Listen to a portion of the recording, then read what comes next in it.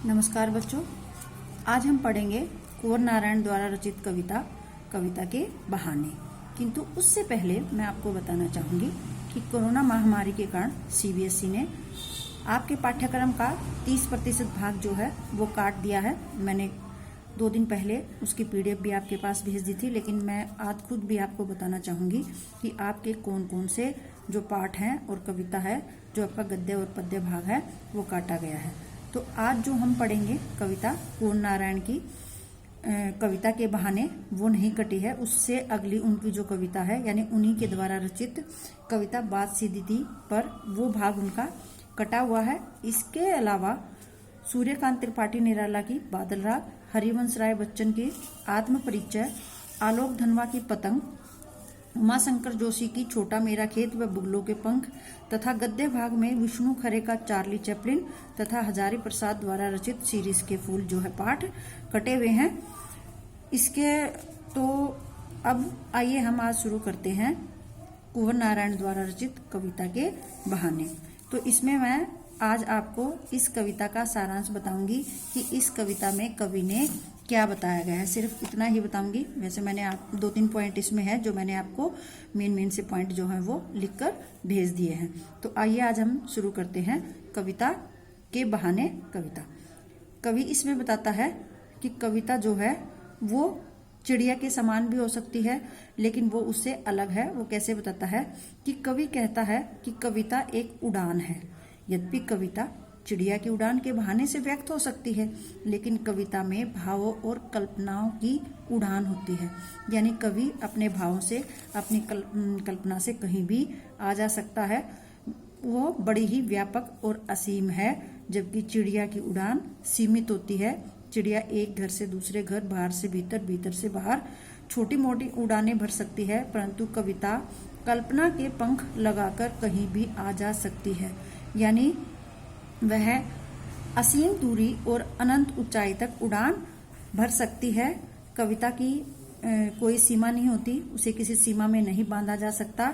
इसीलिए चिड़िया जो है वो कविता की उड़ान को नहीं समझ सकती कि चिड़िया की उड़ान कितनी व्यापक है।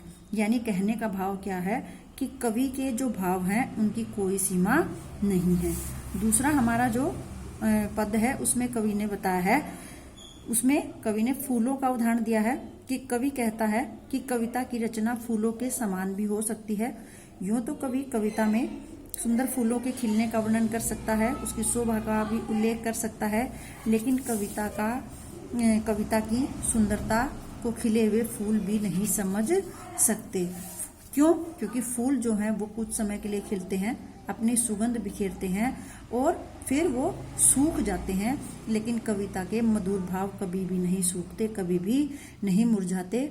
कविता जो है वो बाहर भीतर, इस घर उस घर, सभी स्थानों पर विद्यमान रहती है, सभी स्थानों पर अपने भाव बिखेरती है। कविता के भाव जो हैं वो लोगों के मनोभाव में असीम आनंद उत्पन्न करते हैं। इसीलिए फूलों की सुंदरता तथा सुगंध से कविता की तुलना नहीं हो सकती। कविता फूलों से भी जो है बढ़कर है। तीसरे पद में कवि ने बताया है कि कविता जो है वो छोटे बच्चों के समान भी हो सकती है, लेकिन किसी बंधन में बंधी हुई नहीं होती। इसमें कवि बताता है कि कविता बच्चों के खेल के समान भी है, कि जिस प्रकार बच्चे खेलते समय किसी भी स्थान पर आ जा सकते हैं, वो किसी भी स्थान पर खेलने लग जाते हैं, किसी भी स्थान पर जा सकते हैं, आ सकते हैं, उनके मन में कहीं आने या ना जाने का कोई प्रश्न नहीं उठता। इसी प्रकार कविता भी कभी भी व्यक्त होकर अपने भावों को प्रभावित कर सकती है।